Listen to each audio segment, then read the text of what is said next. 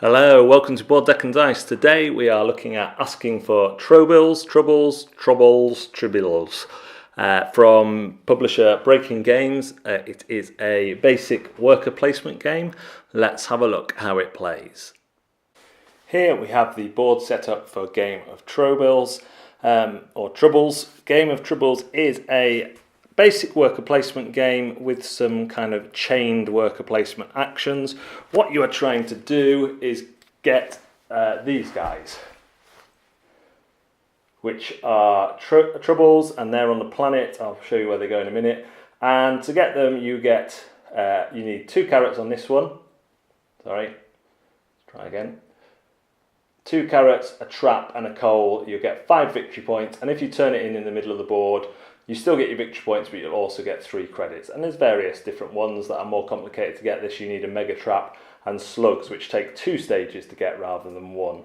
And there's a large variety of those. Some come out for a 2-player game, but that's what you'll be trying to get. And they go here for 1 plus the number of players. So in a 3-player game like we've got set up here, there'll be 4 cards there. The way the game ends is when those cards are replaced by city cards. City cards are shuffled in randomly at the start, at the bottom of the deck, and they give you extra ways of earning victory points. So for every 2 traps you have left, you get 1 victory point, and they're just the same, like 2 or 3 resources for victory points, or even 1 there. Okay, so they'll be shuffled into that deck, and they'll come out towards the end of the game as a timer. In a 3+ player game, you start off with 1 ship each, which are these funky little models.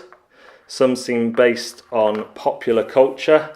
For example, this looks like it's off Firefly. And on your go, you either place a ship to the board or you retrieve all your ships. The asteroids down here give you ore. This little fella here gives you traps, and you can pay credits to get more. Over here is where you get the slugs, and you can pay crystals to get more. Here is where you go to capture the Trobils. Here is where you go to turn them in for money. Down here you can get credits and a mercenary, or they have a specific name, misfit or something. Some of these come with standees, which will be placed onto planets. Some don't. Like this guy is just a one-off bonus. They're used straight away, and if one goes onto a planet, there's usually something for you to do. Either you get an extra resource, or you have to pay a resource, and the player who put the standee out can get one, etc., etc. Over here, you can get extra ships if you can pay the cost. The planet at the far side gives you carrots. This one gives you the orange crystals, and over here you get the mega traps for a cost of ore and a single trap.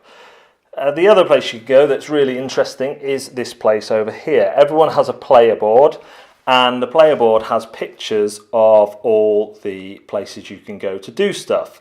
If you go to the upgrade station here, you can buy one of these for 2 for your first one on any side, and then that gives you a bonus every time you visit that space. So every time I go to the Broken Planet, I'll get this stuff, but also this. If I pay +1 for every one I want to do, I can just keep adding them on, or I can pay 2 to put them on other ones. So you can have a mega space, and it's unlimited the amount of upgrades you can do, or you can, just spread them around your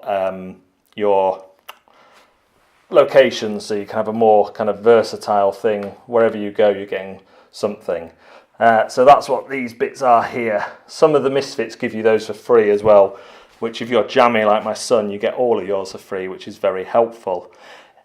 This is not an aggressive game like worker placement games, so if someone's in a space you want, you just bump them and they get their ship back. If you bump your own ship, however, it is destroyed, and one of the ship you bumped will go back there and have to be bought again. In a 2-player game, if you bump someone, you also get an extra resource from that space, so that can be quite helpful. Players play until all these slots are filled with city spaces. They then count up their points from any Trobils caught and any bonuses from the city spaces, and the player with the most points wins. That is Asking for Trobils. So, Asking for Trobils is a charming game. The artwork is strong, the components are excellent, from the punch board to the little spaceships, everything is well done. We did have an issue with one of the wrong punch boards being supplied with this copy. And even though it's a review copy and it doesn't really affect the game, Breaking Games have been absolutely phenomenal with the customer service and gone what I would consider above and beyond to rectify that. So that is brilliant. That just goes along with the excellent component quality. One of the issues with the game for me is that all the pieces are orange, all the spaceships are orange. Now, they are mostly quite different and you can easily tell, but when you're just scanning the board to see where your ships are, particularly when you've got quite a lot out and you're playing in the higher player counts, it can be quite difficult to pick out your ship quickly. It's only a minor thing, but because you're just kind of I can't think of the word, like overcome with orange. It's like the whole world's been tangoed. It can be quite hard to find your ships quickly and take them off the board. And part of the good thing about this game, it is very quick. There's very little downtime. You're putting a ship out or you're taking all your ships on the board back. And all your decisions should have been made by the time play gets back to you, because there's not much you can't do. You are allowed to bump other players.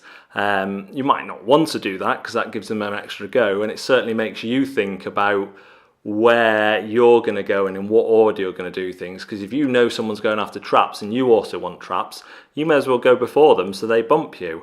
So that's really nice, that feature, but it can be quite difficult sometimes just to pick up where you already are on the board at a glance. But again, you know, I really like the orange and the consistency of theme. It is a very light worker placement game in some ways. There's only one way to victory, and that is getting Trobils. If you don't get them, you're not going to win from the bonus cards because you don't know what they are till late in the game, and they're just kind of more of a bonus, a way of separating two players who are close, perhaps. Or if as more of those cities come out, there's going to be less Trobils to choose from. So players are going to be racing for those. But if the city cards are out, maybe you could just stock up on that thing if you've already got a good start on it to get extra victory points that may be more important to you ultimately than the Trobils that are there. But usually Trobils are far more worthwhile than the city cards. So all the decisions in this game come around the fact that blocking doesn't exist, and trying to predict where your opponents are going, what Trobils they are going for, so you can predict what spaces they'll want and get there first. Another thing I really like, which is where the decision making is the upgrade system, that you can upgrade just for yourself each space to give you more resources, and I'd really like to see that used in some heavier worker placement games. I don't think I've seen it, not in this kind of permanent for the rest of the game way. So I really like that in Trobils, and that and the kind of I think that was my favourite feature, to be honest. I like the ability to bump people out, but I like blocking people better in worker placement games. I like the fact that they have to wait until you've moved from there, and I like it when it's extra harsh in a game like Le Havre, where you can just stay there for ages. So yeah, I think overall I was a bit disappointed with this. Not because it's not a good game, but I think I was expecting one that I could play with my game group just as much as I could play with my family. Now this for me is a kind of heavy level family game. What I mean by that is it is heavier than most other family games I have in one sense, and I really like the way it teaches. Playing with this with my son, it teaches him more than my first Stone Age, which actually was more disappointing. My son's 7, and I hope that would teach worker placement better, but this teaches worker placement phenomenally well because it's generous worker placement with the bumping, but also because there are 2-step things, so you have to get one resource to enable you to get the other resource. So going onto a space doesn't instantly mean you can go and claim a Trobil. You have to actually get smaller traps and ore to then be able to get bigger traps, and I like that. It only happens on one space. The slugs are just the one step. You have to get the orange and then get them for bonuses.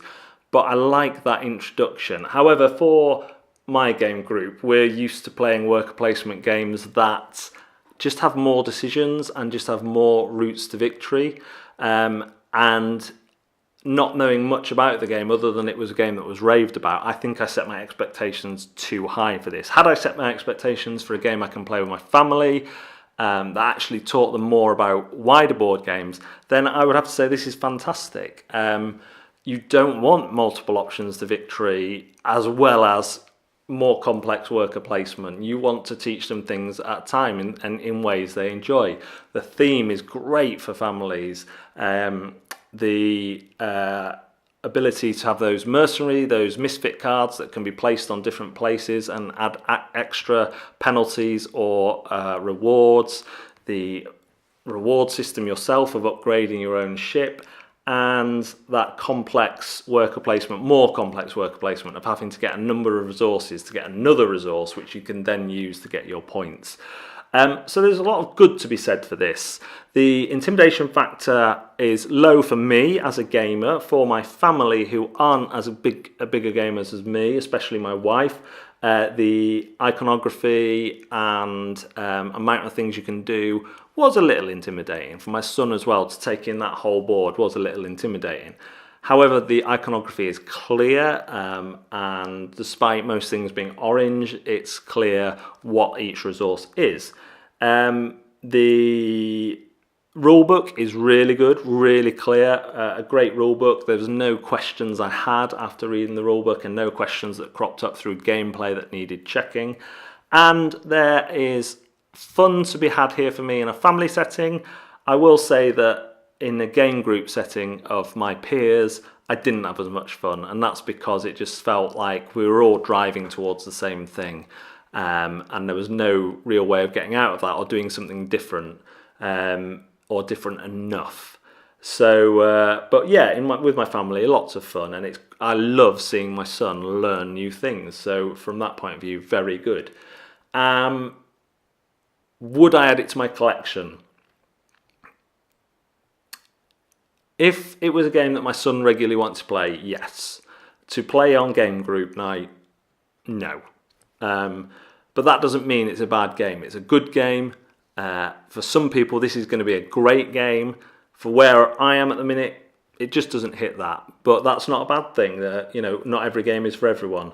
Like I say, my only real complaints are the lack of options for me as an adult, and the orange ships are just a bit too hard with my going blind eyes to pick up immediately when I scan the board. That is asking for Trobils. Thanks very much for watching Board Deck and Dice. We will see you next time.